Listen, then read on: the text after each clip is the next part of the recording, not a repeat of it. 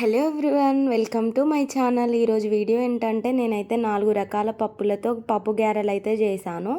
ఎలా చేశానో ఈ వీడియోలో అయితే చూసేయండి. నేనైతే దీనికోసము మినపపప్పు, బొబ్బరిపప్పు, ఇంకా కందిపప్పు, పెసరపప్పు అయితే తీసుకున్నాను. అన్నీ 100 గ్రామ్స్ అయితే తీసుకున్నాను. నెక్స్ట్ వాటిని అయితే వాష్ చేసిన. ఒక 2-3 టైమ్స్ అయితే మంచిగా వాష్ చేసుకున్నా. ఎందుకంటే అవి ఇంట్లో వండించినాయి కదా, పొట్టుగిన కొంచెం ఉంటుంది, నానబెడితే కొంచెం పోతుంది. నెక్స్ట్ అయితే ఇంకొచ్చేసి కొన్ని వాటర్ పోసుకొని అయితే నానబెట్టుకున్నా. ఇవి దగ్గర దగ్గర ఒక 4 అవర్స్ అయితే నానబెట్టుకున్నా. ఇవి అయితే మంచిగా నానినాయి. నానిన తర్వాత దీన్నైతే మిక్సీకి పట్టుకోవాలి. మిక్సీకి పట్టుకునే దానికంటే ముందు నేనైతే కొన్ని పప్పులు అయితే తీసి ఒక బౌల్లో వేసుకున్నా. ఎందుకంటే గారెలు వేసేటప్పుడు మొత్తం మెత్తగా ఉంటే పన్నుకంత టేస్ట్ దొరకదు కదా, దానికోసం కొన్ని అయితే తీసుకున్నా. కొన్ని విడిగా యాడ్ చేస్తే టేస్ట్ అయితే మంచిగా ఉంటుంది. నెక్స్ట్ మిక్సీ జార్లో పచ్చిమిర్చి, ఆనియన్, ఇంకా ఎల్లిగడ్డ, జీలకర్ర వేసి వీటిని అయితే ముందు మంచిగా మెత్తగా గ్రైండ్ చేసుకున్నా. ఎందుకంటే ఇవి మళ్ళీ దాంట్లో కలవని ఫస్ట్ ఇవైతే మెత్తగా గ్రైండ్ చేసుకున్నా. ఈ విధంగా అయితే గ్రైండ్ చేసుకోవాలి. గ్రైండ్ చేసుకున్న తర్వాత ఆ పప్పునైతే వేసుకోవాలి. పప్పును వేసుకొని కూడా ఇదే విధంగా మంచిగా మెత్తగా గ్రైండ్ అయితే చేసుకోవాలి. మెత్తగా గ్రైండ్ చేసుకోకపోయినా పర్లేదు, కొంచెం ఒక్కలు ఉన్న టేస్ట్ బాగానే ఉంటుంది పప్పు గారెలకి. అవి అయితే పచ్చిమిర్చి అయితే మంచిగా దంగాలి. నెక్స్ట్ ఇంకా ఇందులో అయితే వేస్తున్నా. ఇవైతే నేను ఇంతకుముందు తీసిన కదా, దాంట్లో అయితే ఇవి యాడ్ చేసిన. నెక్స్ట్ ఇంకా మిగతా పప్పు కూడా వేద్దామని ఉన్నదంతా వేసిన. దాంట్లో ఉప్పు, ఇంకా కొంచెం పచ్చిమిర్చి కారం సరిపోదు అనిపించింది, అందుకనే నేను మళ్ళీ కలర్ కూడా వస్తుందని కొంచెం కారం అయితే వేసిన. కారము ఇంకా కరివేపాకు అయితే యాడ్ చేసుకున్నా. ఈ కరివేపాకు కొంచెం ఎక్కువనే వేసుకున్నా, ఎందుకంటే మా తను కనిపిస్తుంది తినదు. అవి ఇక గారెలలో అయితే కొంచెం కనిపించకుండా ఉంటుంది కదా, అందుకని అదైతే వేసుకున్నా. నెక్స్ట్ ఇక ఇది ఇట్లా వేసుకున్న తర్వాత మంచిగా మిక్సీ వేయాలి. ఇది మిక్సీ వేసే దానికంటే ముందు ఇది సోడా అయితే వేసిన. ఎందుకంటే సోడా లేకపోతే అది అంతా పొంగకుండా పిండి పిండి అనిపిస్తాయి. ఈ సోడా అయితే కొంచెం యాడ్ చేసుకోండి. సోడా ఎక్కువ యాడ్ చేస్తే నూనె అయితే బాగా పీలుస్తుంది. ఇక ఆయిల్ కూడా అంత మంచిది కాదు కదా, కొంచెం యాడ్ చేసుకోండి. నెక్స్ట్ అయితే ఇక స్టవ్ అంటూ పెట్టుకొని కడాయి అయితే పెట్టుకున్నా. కడాయి పెట్టుకొని దాంట్లో అయితే నేనైతే ఆయిల్ వేసిన. ఈ కాల్చిన నూనె అయితే మేము ఎక్కువ తినము, అందుకనే ఇక ఓన్లీ ఇట్లాంటి స్నాక్స్ చేసినప్పుడే యూజ్ చేస్తాం కదా, మళ్ళీ అందులో కర్రీస్కి వేసుకోమన్నట్టుగా ఆయిల్ అయితే కొంచెం తక్కువనే పోసిన.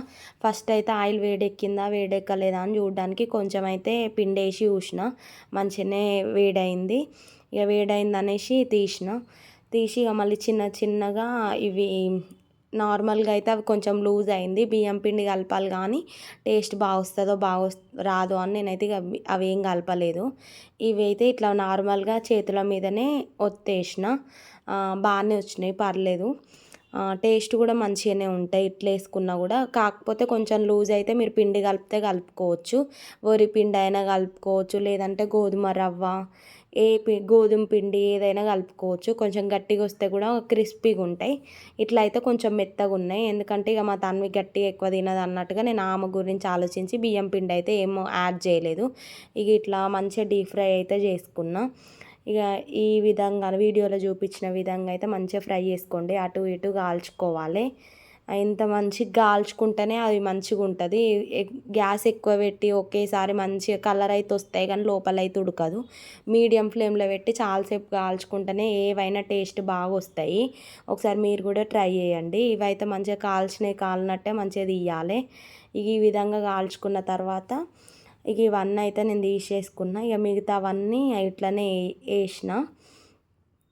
టేస్ట్ అయితే మంచిగానే నచ్చినాయి. నేనైతే ఇది ఫస్ట్ టైం ట్రై చేస్తున్నా, ఎట్లొస్తాయో ఏమో అన్నట్టుగా. నేను ఎప్పుడైనా బొబ్బరిపప్పుతోటే గారెలు చేస్తా, కాకపోతే ఈసారి బొబ్బరిపప్పు కొంచెం తక్కువ ఉందన్నట్టుగా కందిపప్పు, మినపపప్పు, పెసరపప్పు కూడా యాడ్ చేసిన. ఇవైతే చాలా బాగానే వచ్చినాయి.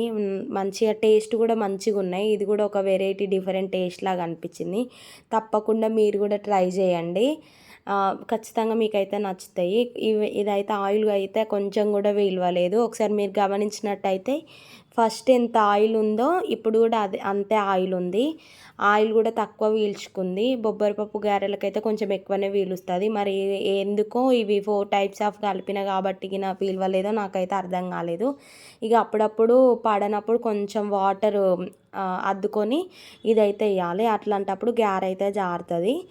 ఇక ఈ విధంగానే అన్న అయితే గారెలు చేసుకొని ఇక మంచిగా అయితే ఫ్రై చేసుకున్నా. ఈ ఆయిల్ కొంచెం ఎక్కువ ఉంటేనేమో ఒకటేసారి చాలా వేయొచ్చు, కానీ తక్కువ ఉంది కదా మళ్ళీ ఇక కాలిన నూనె ఎందుకు ఉంచడం అన్నట్టుగా కొంచెం ఆయిల్ పోసుకొని అందులో అయితే ఫ్రై చేసుకున్నా. ఇక మిగతా అన్నీ ఫ్రై చేసుకున్న తర్వాత ఇక మేమైతే తిన్నాము. మా ఆయన కూడా అసలు ఏంటి గారెలు మస్తు టేస్టీగా వచ్చినాయి, ఏం పప్పు యాడ్ చేసినావు అని అడిగిండు. నేను ఆయనకు చెప్పను కూడా చెప్పలేదు ఈ 3 టైప్స్ యాడ్ చేసినానని. చాలా బాగా వచ్చినాయి. నాకైతే కొంచెం డిఫరెంట్ టేస్ట్ అనిపించింది. అవి ఇంకా కొన్ని ఎక్కువ తీసినా బాగుండు అనిపించింది. పప్పులు ఇంకా ఎక్కువ నోటికి తగిలేవి, మంచిగా నానినాయి కదా, టేస్ట్ అయితే మస్తు కొట్టినాయి, బాగా వచ్చినాయి ఆ కలర్లో. ఇంకా షేప్ అయితే కొంచెం పిండి యాడ్ చేస్తే వస్తుంది. ఇక అంతే ఫ్రెండ్స్. ఈ వీడియో మీకు నచ్చినట్టయితే please like, share and subscribe my